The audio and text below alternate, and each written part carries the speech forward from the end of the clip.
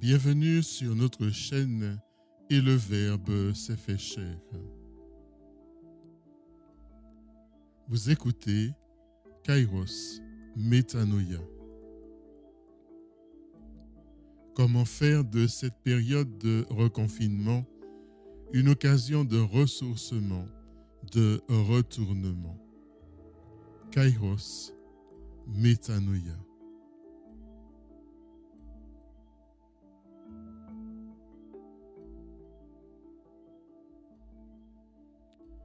Cette émission est préparée et proposée par le Père Patrick Alexis Fanor, vicaire de la cathédrale Saint-Louis de Fort-de-France. Nous vous donnons rendez-vous chaque jour de cette période de reconfinement pour un temps de réflexion, pour un temps de méditation, afin de nous entraider à traverser ce moment difficile dans la paix, dans la foi, dans l'espérance et dans la charité partagée. Nous vous souhaitons une bonne et une belle écoute.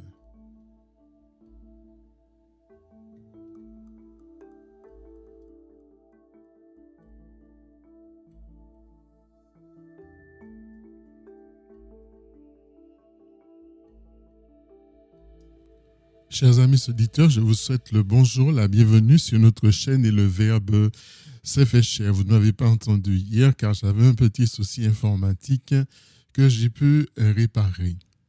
Je voudrais vous entretenir aujourd'hui avec comme titre « Que votre cœur ne se trouble pas » et nous allons nous appuyer sur l'évangile de Jean au chapitre 14, les versets 1 à 12. Restez chez vous, mais restez bien chez vous.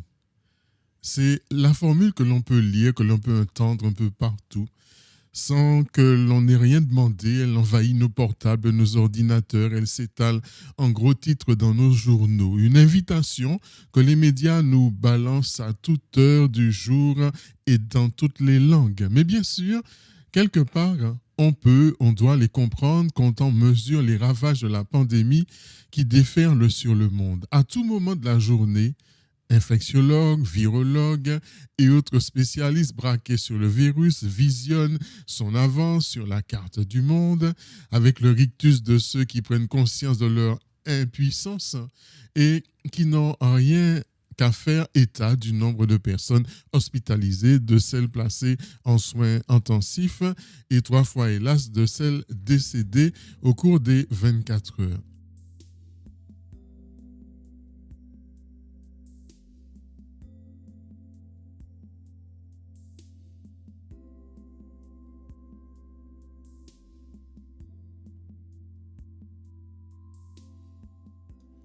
À la lecture de ce texte de Saint Jean, un parallèle s'impose. Mais rassurez-vous, je ne le dresse pas entre la passion du Christ et la pandémie qui nous agresse.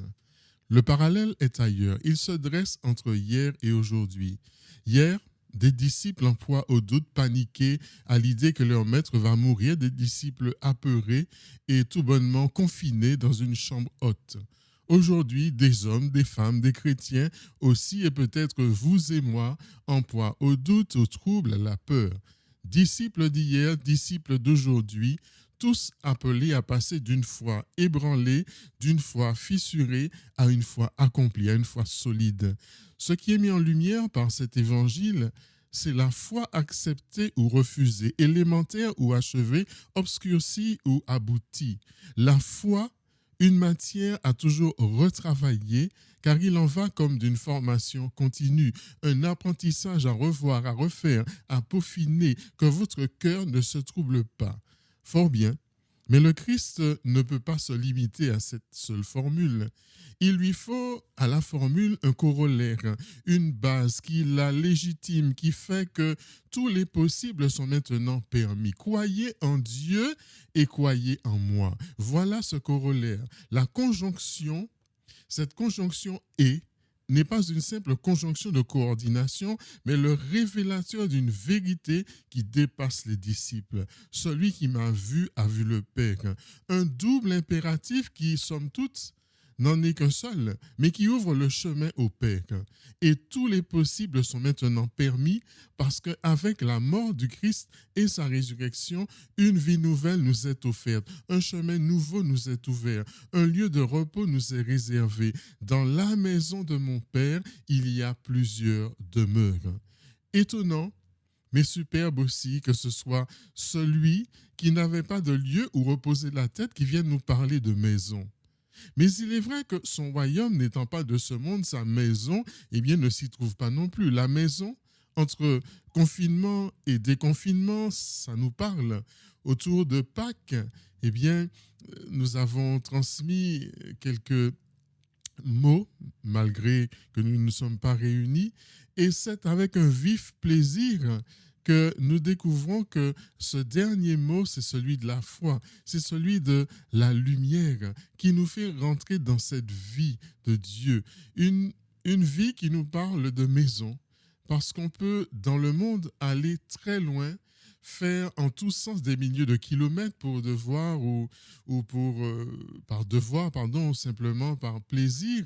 On peut visiter la terre, le monde entier. Rien ni personne ne peuvent nous faire oublier ce point minuscule qui s'appelle notre maison. Ce n'est que quelques mètres carrés et dans ce sens-là, c'est très petit. Mais parce que c'est d'abord une personne, la maison, parce que c'est quelqu'un, eh bien la maison, c'est très grand. C'est le lieu des présences, c'est le lieu de la tendresse, c'est le lieu des choses, c'est le lieu de la confiance, c'est le lieu de la vie, le lieu des raisons de vivre, des projets, des souvenirs du passé, de l'avenir. On ne l'a pas quitté, qu'on espère y revenir, pourvu que je puisse rentrer à la maison. Et souvent dans ces mots, il y a une grande espérance. Alors, quand il a dû choisir dans ce que nous connaissons, Jésus, pour pouvoir nous faire comprendre ce que nous avons tant de peine à comprendre, eh bien le Christ s'est dit, il y a beaucoup de demeures dans la maison de mon Père et je vais vous préparer une place. Alors maintenant, on sait un peu mieux d'où l'on vient et où l'on va. Et on pourra mieux rechercher nos racines qui feront de notre vie une maison déjà habitée d'éternité. La maison, lieu de la présence. La maison, lieu de la tendresse.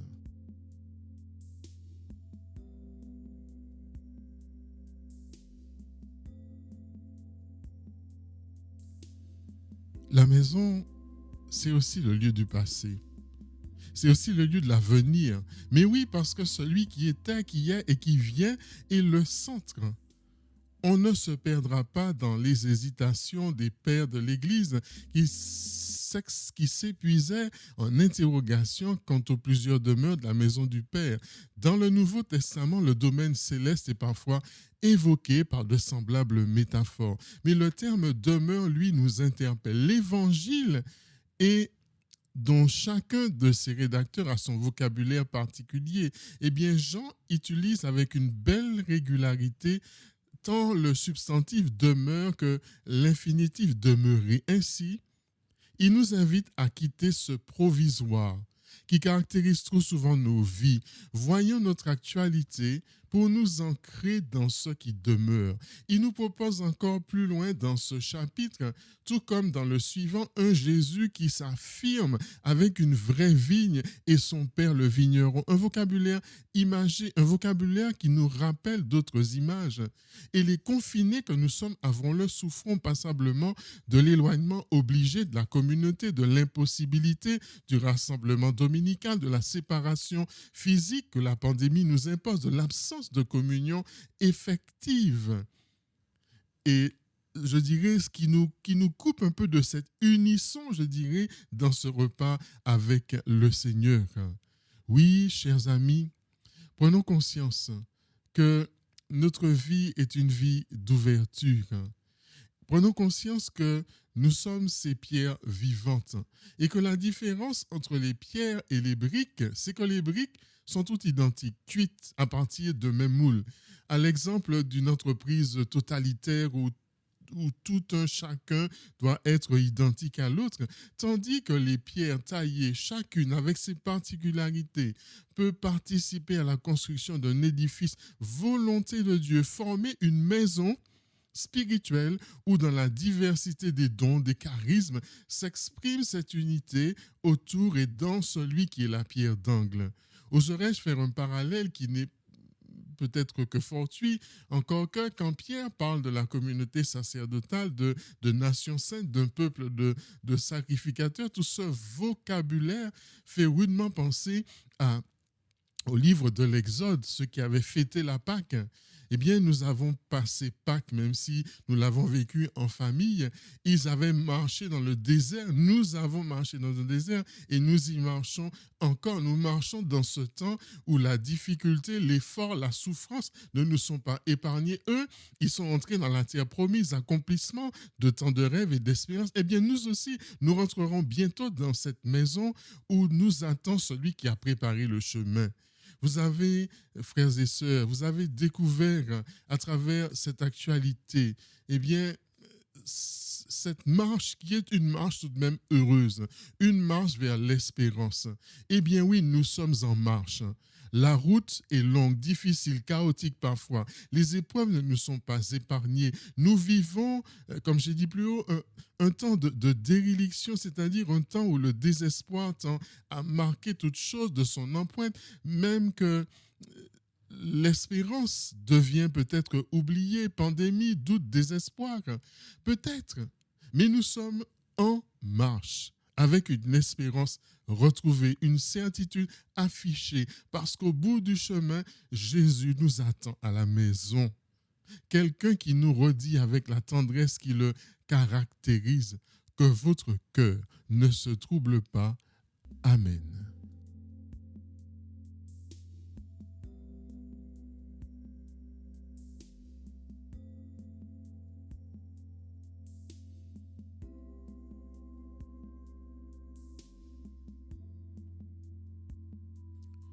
Notre prière d'aujourd'hui pour demander au Seigneur que le Seigneur arrête cette pandémie doit nous faire réfléchir aux autres pandémies dans le monde. Il y en a tant. Que Dieu arrête cette pandémie, qu'il arrête cette tragédie, que Dieu ait pitié de nous, qu'il arrête aussi les autres pandémies si terribles, celle de la faim, celle de la guerre, celle des enfants sans instruction.